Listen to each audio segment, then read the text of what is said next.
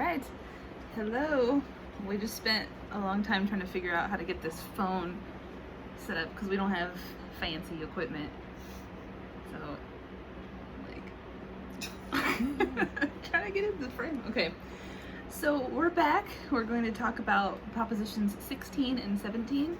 16 has to do with affirmative action, although that phrase is not used in the measure, I believe. No. Yeah, it's not used, but that's essentially what it is. What we understand as affirmative action is what is being described here. And Prop 17, which is regarding parolee voting rights, the ability for a parolee to vote, or to register to vote at the very least. All right. Cool. So who's going first? I'll read first. So, Prop 16, these are both fairly straightforward. Not that they're easy to decide on, but they're they do what they do, and that's it. So Prop 16 does not enforce any sort of affirmative action, does not put into place affirmative action, but based on a vote that was held in the 90s in California, affirmative action is illegal in California. You cannot consider race, sex, color, ethnicity, or national origin to basically affect whether or not you let someone into a college, whether you admit them into a college, whether you hire them for a position. That has to be neutral. And this would say, no, you are now allowed to put into practice affirmative action where you let in more Latinos or African Americans or what have you into your college or your job. You can take that stuff into account. It does not alter other state and federal laws guaranteeing equal protection and prohibiting unlawful discrimination, but it effectively makes affirmative action no longer illegal in the state of California, whereas now it is. And then it'll be up to the individual places to decide how to do that, I suppose. Yeah. So you want me to talk about first? I'm worried about the fan. Oh, I should have turned it off. All right, hang on. Hold on. Well, okay, so that's a rundown of Proposition 16, which again does not use the phrase affirmative action, but essentially that's what it is attempting to do, would be to undo the vote that was cast in the 90s, to make it illegal. It's opening the door. See how much the state has changed since the 90s, and I think that's the argument a lot of people have for it. Like, if you go back and look how hard like Reagan and H.W. Bush like carried California back then, I was shocked. I didn't know California was allowed to be red legally. I thought they had just painted it blue when it was admitted into the union. I was like, all right, there it is. But surprise, surprise, it used to be pretty Republican. So policies change, parties change, people change. So it's interesting. Anyway. All right. So what are you voting? I am going to vote no on this. And it basically just comes down to I do not believe in affirmative action sort of on principle. I don't think the way to fight discrimination is to allow more discrimination and sort of make a legal form of discrimination. I talk a lot about how the pendulum will swing really hard one way after it swings really hard another way. And it's sort of used to justify as like, well, it used to be this bad for this group of people, for example, so now we're going to make it bad for this group of people. And I'm not sitting here and telling you that suddenly things are going to be so hard for white people or suddenly things are going to be so bad for white people.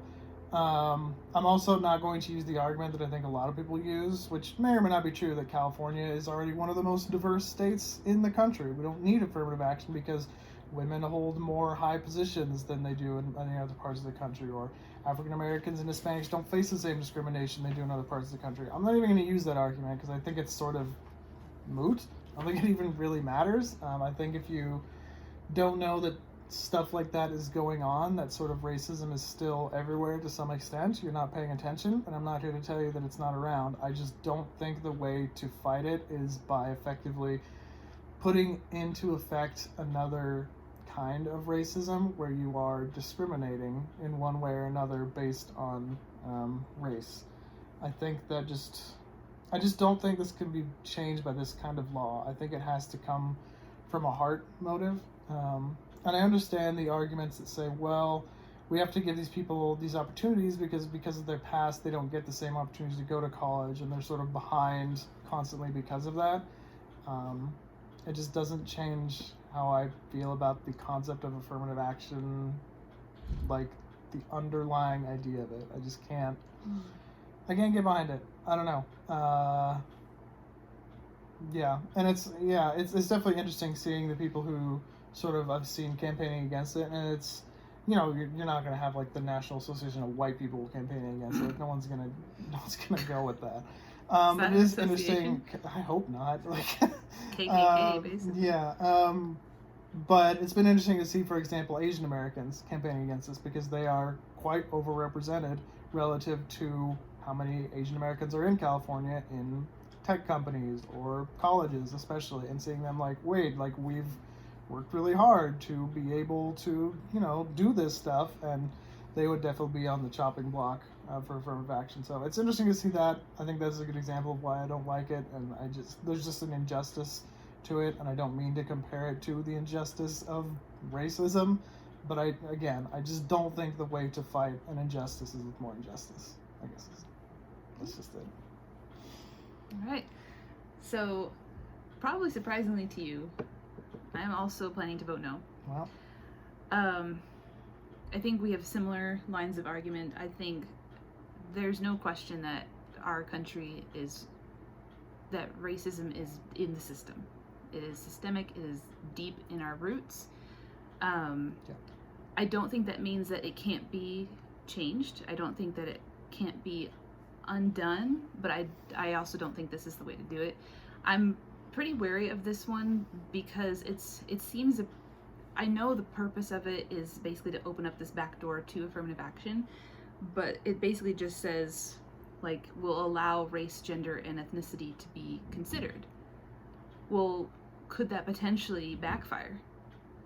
Could it be used as a form of discrimination, even though there are laws in place that say, discrimination, you cannot discriminate based on those three things, but now we're saying you can consider based on those three things. So I do agree with the principle, I think the heart behind affirmative action, which is to provide a gateway, to provide a resource to those who are underrepresented, underserved in the community, those who have our Black community, our indigenous communities, people of color. They don't have the same opportunities that white people typically have had historically. So I want there to be a way for equity to be for all. I want equity for those underserved populations. I don't think this is the way to it. I would like to see more reform at the ground level, starting with public schools, education. Come back to the last video. I think that it's absolutely a heart thing too, and if we're going to go even deeper, like the church, the body of Christ is called to bring change and to bring light into these areas of darkness where people are not being able to find jobs, where they're being discriminated against in all kinds of different ways. But this law, I don't think is the way. I think it's interesting you mentioned that, where it does technically open the opportunity for people to discriminate in negative ways as well. Mm-hmm. And it's like, it wouldn't surprise me if there's language deeper in this that like specifically says like it's for minorities. Mm-hmm. But it wouldn't surprise me if it didn't, like you said. And there's just sort of quid pro quo agreement, like, all right, you're allowed to discriminate, but only if you discriminate in the way that we want you to, like, yeah. And then we won't come out to you, but if you do it the wrong way, then we will. And it's just weird, and that just sort of encapsulates part of my problem with the entire thing. Like, like, it's okay if you decide you want more Hispanics at your university because it's lower than some weird percentile number you determined. But if you want more white people, then no, you can't do that. Like, it's just weird. It's just weird. There is a part in the proposition that's actually in the language, or not in the proposition, but there is a Supreme Court decision that was made in the 70s that says you can't have racial quotas at universities. So this would not open that door. So you can't. So you can actually be like, okay, now we can say, well, we need 500 Black people. We need only 300 white people. So they can't do that. That's a federal mandate. But other ways, I don't know. I don't trust. I don't trust the system, and I want something better. So, like I said, that you're gonna hear that a lot from me. I want something better, but I think there's a deeper root issue that we can, again, go into the schools, in the churches. That's where the call to action is, not this law. And I think this is, or this proposition, I think this is too why we do this, why we try to dig into the propositions, because if you watch the ads and if you see the posters and you listen to the emotional pleas behind a lot of these, like, they're not, that doesn't make them invalid, but it's not full, it's not a holistic approach. And I want to always see, okay, well, what's underneath that? Like, yes, like you might hear an ad that's like, if you don't vote for Prop 16, you're a racist, you know, and it's like, well, no, no, but you have to question the motive behind the proposition and the motive behind your voting. What is it that you want to see? So anyway, I got a little preachy, so we're gonna anyway, we are both planning to vote no. Cool. So Proposition 17. So Proposition 17 basically is restoring the right to vote for those who are on parole. So parolees can now register to vote if this proposition passes. That also, there's also a kind of a subsequent action that can happen. If you can register to vote, you can run for office. So it would open the door for a parolee to run for office as well. My first kind of gut reaction to this is like, why not?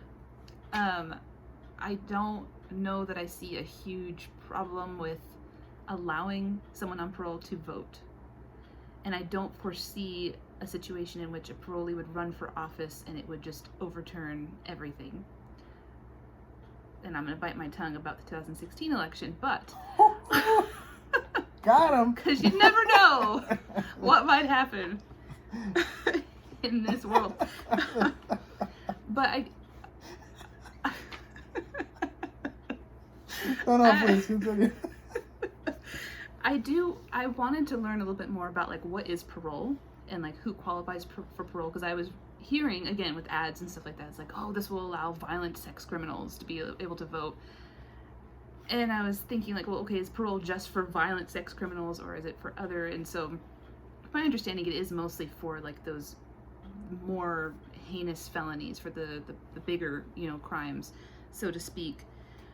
But I feel like if someone is on parole, that allowing them to be able to register to vote could be a good way to help reintegrate into society. It could be another way to open that door, because the whole point of parole is to bridge, from my understanding, is to bridge that gap between imprisonment and getting back into society. And now there's lots of stats and data that I've read from both sides that talks about like, well, 50% of parolees end up back in prison, and then but maybe if they were able to, you know, have more rights from the get-go, it wouldn't be that way. So I right now am completely undecided on this one. So I'm really eager to hear what your stance is, but that's what I'm kind of hearing. I mean, I don't think there's a whole lot more to say about it. I'm leaning no, because I think the parole process, especially, again, my understanding in the state of California especially, is just mostly reserved for violent offenses. I think parole is an important part of the process, where it's one thing if you serve your prison term well when you're in that environment, but parole is to see like, okay, now that you are back in the real world with the same temptations and issues that you were dealing with beforehand, are you now ready to move past that? Mm-hmm. And I understand the argument that says like, oh, like depriving people voting, that's like a fundamental right. Like, how can you do that, even throwing in prison? It's like, well, another fundamental right that I rather enjoy is not being in prison and, you know, being able to go places and do things. And we've sort of agreed as a society that if you break certain rules, you lose some of your rights. So I think the argument that, oh, it's a fundamental right, you can't take that away, is sort of, as long as you believe in prison, then you believe in, you know, restricting fundamental rights if you break certain rules. Honestly, I could be convinced to vote yes on this. Like, even as in my head, I was thinking like, you know, it seems a little weird to hand the people who have like proven that they don't particularly care about society or its rules, or might even just hate humanity if they've committed so much crimes, like, hey, we'd love for you to vote and let us know how we should treat people and, like, you know, run the government. But even as I say in my head, I'm thinking you have to believe the best in people and you have to give them that chance. So I could absolutely be convinced to vote yes on this, I think. But I'm currently leaning no. Obviously, I very much am for even if it is a violent crime, once you serve parole, you get the right back to vote. Absolutely, that's how it is now. And I think this is worded really deceptively in a lot of cases where I've seen it, where it's like, after people get out of prison, they should be allowed to vote. And everyone's like, yeah, I can't believe that we're not letting people who got out of prison not vote. And it's like, well, that's not actually, like, that is technically true, but it's not actually, like, broadly, that's not actually what's happening here. It is specifically on parole. And so with that in mind, I tend to lean no, but I'm not super hardline on this. I get the idea that you want to integrate them back to society. I like sort of the argument and the thought that when they vote, especially in local stuff, they become more invested in the community, and maybe do start to care about it a little bit more. And I have seen stats that say in states where this is allowed, there's a lower rate of recurring crime. But the numbers seemed very small and perhaps within the margin of error. I guess I'm not 100% convinced that that's... It's weird for me to think, like, you know, I could commit a crime again, and I think I will because I can't vote. Grr, I'm angry. It's like, it's weird for me to think that, like, that's the tipping point, you know? Sure, yeah. And maybe it is. Anyway, that's just sort of where I am. I'm not super strong on it. I lean no. I could vote yes. Yeah, I'm leaning yes. Yeah. So I'll work on it. Yeah, I don't blame you. Yeah. So yeah, I like to be united front whenever possible, but we'll see. We'll see. So far though, we're doing okay. All right. Yeah. I bring you over to Prop 14 or whatever yet? Yeah. I don't know. Okay. I don't know yet. We'll see. We have to go pick up our ballots. I think they're in the mail right now. Are they? Yeah. All right. Yeah, Courtney just texted me. Hi, Courtney. She texted me and asked if we got our ballots yet. So we should probably go do that. All right. Well, thank you again for hanging out with us for 2 more propositions. So again, comment, give us a call or text if you want to chat more. We'll try and knock out a few more either tomorrow or this weekend and try to get through all 12 by next week. So please vote, please be informed. Yeah, that's all I have to say about that. Bye. Bye.